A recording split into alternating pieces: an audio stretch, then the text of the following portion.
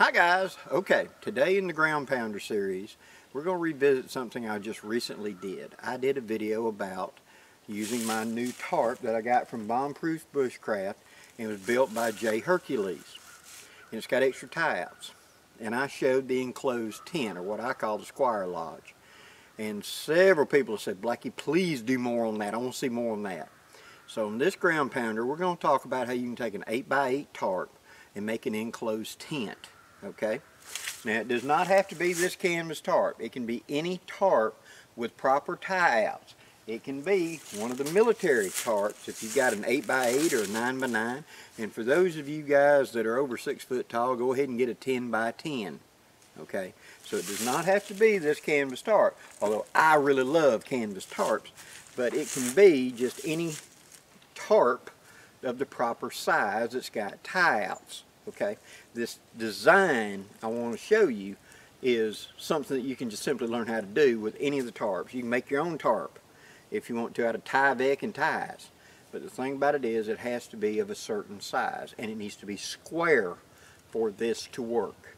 Okay, so we're going to use the canvas one I just got, and we're going to create the Squire Lodge, or the enclosed tent, and show you how it goes together right quick. So let me show you. I picked out a piece of land over here. We're going to talk about land selection.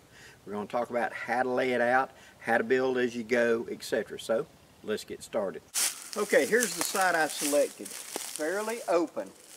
I've got this back tree that I'm going to use to anchor the back of the lodge to, and then straight ahead of me there's another tree that I can put my front ridge line to hold up the front end. I want 4 feet on either side of my center. So that's what I'm looking at. And this is a little raised right here, with this side right here just a little bit higher up. So that's going to be the bed in the back. So I want it that way. So I'm going to go through now, and I'm going to remove any limbs, sticks, whatever, pile it up to the side to make my fire pit for later on. But get it out of my way for right now. Okay.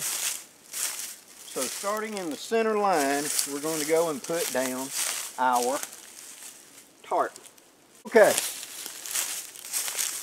I have now got my line staked out, so the center is picked, the 2 things are hooked, and I've run my ridge line up here at about eye level. Okay? Now what I'm going to do is, okay, I've got my line staked, and I've added extra padding.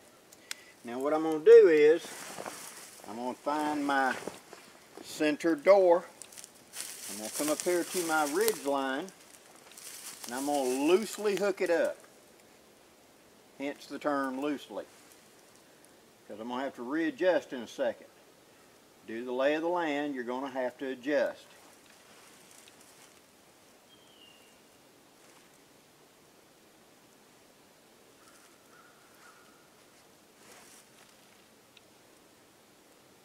Through the soft shackle, put the loop over the knot, like that, pull it down tight around the knot, that's it. Now I take my other soft shackle right here, that's on a Prusik loop, and I'm going to take my tie out and come up to it. This is going to form my back wall.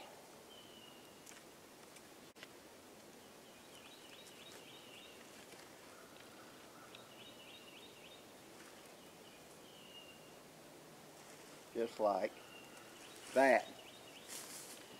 Now I'm going to pull straight toward me, and I'm going to tighten up my ridge line. I want my doors to touch. I want my front edge to come out. Okay? Stake. I'm going to not come to the very front. That's going to be the door. Go back 1 loop, because this becomes the door. I'm going to take a tent stake, put through it. I'm going to pull this wall tight this way. I'm going to put it in place.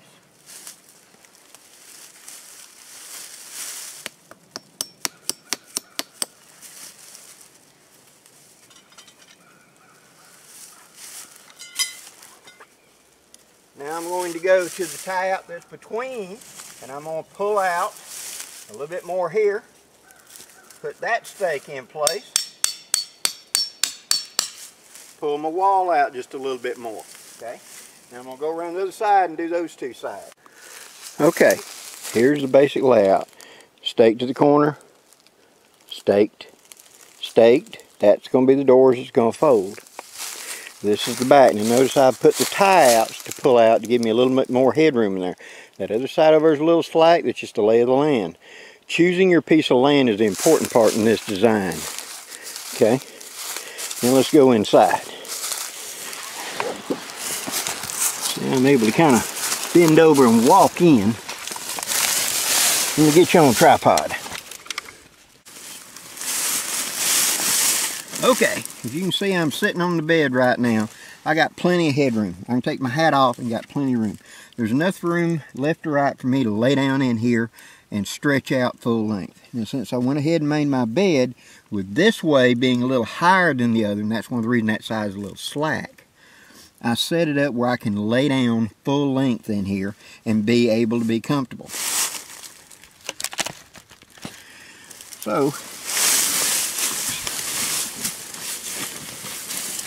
just like this. So I've got elbow room. I scoot out to the center just a little bit. There's the center top straight up from me right here. And then from there out is gear and door. And the doors stay closed by themselves. Now I can stake them closed whenever it's going to be a storm or whatever. But I got plenty of room in here. And that's more than enough for one person to have an enclosed tent out of an 8 by 8 foot tarp. Now, could you, like I said, could you do it better with a 10 by 10? Absolutely. And if you got a small sil nylon 10 by 10 you add these tie-outs to, you too can do this enclosed tent. We used to call Squire Lodge because of our good friend named Squire who utilized this. Now, the doors overlap like so. So that's the inside view. You got a little bitty air hole up there at the top, and then that's along the edge. Now that edge gap right here, all I would do would be from the inside, load this thing up with leaves to make a floor and push it up tight all the way around to seal up the air all the way around. There's one of the tie-outs, and then straight up, that's the other one. I know this is kind of hard to see with this. Just bear with me, guys. So, over there, and angle up. There we go. Now you see I'm sitting up in here just fine. In a better piece of ground, this would lay out flat. When you learn the exact flat piece of ground, or take your time to actually dig down a little bit. Now, big advantage to this, you're completely out of the wind. 2, bugs and mosquitoes don't get in here nearly as easy. And something we used to do when we were going to camp out for a full week, and my friend Al was using a rig very much like this, is after he got everything assembled, but before he put his gear into it, and he's got a leaf bed on the floor to insulate him, because the ground turns muddy if it rains a lot, and you don't want to be in that mud. So being up here on leaves, you're out of that problem. See, he would build a fire right out in front, put a bunch of stuff on it, make a lot of smoke, and then fan it into the tent and completely just fill the tent with smoke and close up the doors. He's of course outside, and he'd let it stay that way 15-20 minutes, maybe 30 minutes, and then he'd open it up and he'd air it out. That would smoke out any insects, and it would coat the leaves and everything in here with a smell of fire. And a lot of the insects don't like that and would leave. So he didn't have ants and bugs in there because of the smoke out. It also gave the tent the smell of smoke, hid his scent, and he had much fewer mosquitoes and bugs like that. So it was a way to kind of smoke proof, to bug proof your little tent. So again, this is just an 8 by 8. But I've got that much clearance above my head sitting here. I can stretch out full length. I've got enough room out here in front of me to put my gear and etc. Now, this tent is not an amateur's.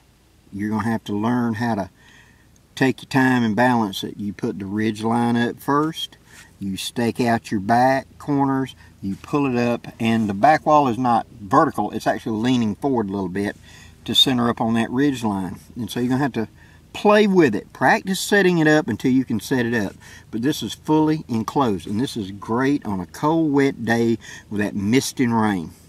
Now, made out of modern, this is Sunforger tent canvas for making, canvas tents. I've used this stuff for years. And Jay Hercules is the guy who actually manufactures these tents for Bombproof. And I got to meet him personally up at Central Ohio Bushcraft and was really impressed with his gear. And once I saw that he was going to have this, I wanted one of these tarps to retire my old one. But it's got amenities my old one did. My old one just had ties, think like strings at all these places. This one's got loops well sewed in, so I can just put a stake in, or I can add something if I need to.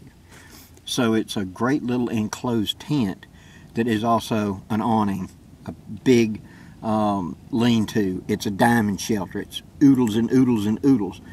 But this, many of you said, please show that more in depth. Show me how to set up the enclosed tent out of an 8x8. Well, this is how you do it. To recount, I will go outside now and we will go over step by step the order of operation to erect it right quick.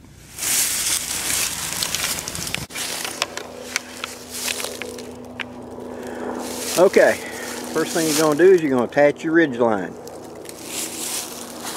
Ridge line is going to be about head high, something like that. Okay? Your center of the tarp in the back is going to be straight down underneath that ridge line.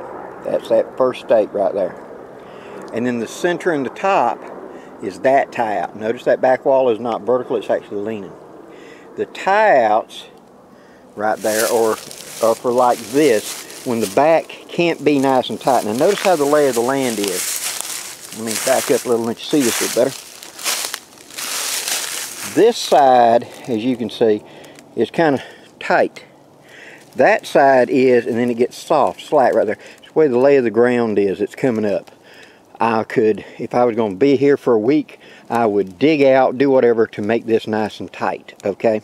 But I'm just putting this up in a hurry for you guys, so that's the way it is. So there's a tent stake there, there's a tent stake in the middle, and there's a tent stake on this end. So you put up your ridge line first. You then stake the center, stake the two corners, then you come to the front, you attach the center front tie to here. This gives you the roof ridge. This also gives you the doors. Now let me set this down and let you see these doors a little bit better. Okay, not the corner, the one before it. That allows this door to come all the way across like that, and then this door to come all the way across like that to seal it up. You can put a big loop on the end of it and just reach out from underneath and hook it over the existing tent stake that you had right there. If the weather's coming from this way, I want it lapped like that so the wind just tries to blow it closed. If it's coming from the opposite way, I'll reverse the way the door is, like the wings on a teepee. And again, here's the tent stake here. I would take that bottom loop and just add me a loop of cord where I could reach out from the bottom and just slide it over that or hook it, or even put a stake on the inside where I could stake it closed from the inside, and I'm good to go. So my doors are closed. Very simple, very easy. To open it up, all you gotta do is fold it back like this. And you can attach to the pull-out right there to help roll these up, so to speak, to keep them back out of the way. Now doing that, I can get right here in front, sit, and have me a camp stove, a Trangia, or something like this to cook. I can actually cook just inside the entryway. In inclement weather, when it's raining, I can just simply sit right there and use my little stove to cook right there in the middle of the tent. I'm not going to generate that much heat. Just open my doors for plenty of ventilation, and I'm fine. See, My ridge line, I can't touch it. It's straight up over my head. So the further to the front I get, the more angle uphill it becomes. And so it's easy for me to basically walk into it. I just bend over and walk in and go down on one knee right there at my bed, turn around and sit down, and I'm on my bed. I can put my gear on either side coming out, so I've got to pass through the middle to get in and out. Pretty simple, huh? Hope you enjoyed this video, guys. Sorry it's not as polished as a lot of them, but I'm kind of limited on time. And when I got out here, I realized that this battery ain't got a lot of life left in it, so I'm going to do it as quick as I can. Do me a favor, if you've enjoyed it, please feed the algorithm and hit the like button. And please leave any comments down below. I love to hear from you. Till next time, guys, I'm Blackie, wishing you safe journeys. Have a great day, guys.